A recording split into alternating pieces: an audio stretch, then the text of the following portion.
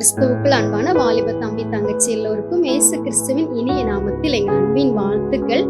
இந்த நாளிலும் நம் பரம தகப்பன் இயேசு உங்களுக்கு கொடுக்கிற வார்த்தை சங்கீதம் 126:3.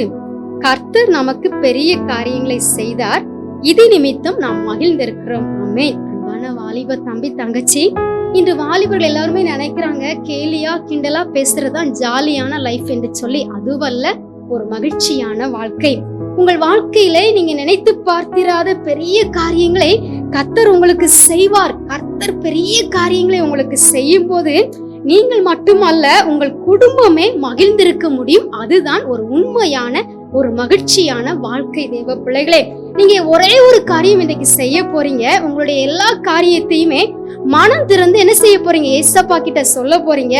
கண்டிப்பாக அவர் உங்களுக்கு பெரிய காரியங்களை செய்து உங்களை மகிழ பண்ண போகிறார். நீங்க சந்தோஷமா இருக்க போறீங்க.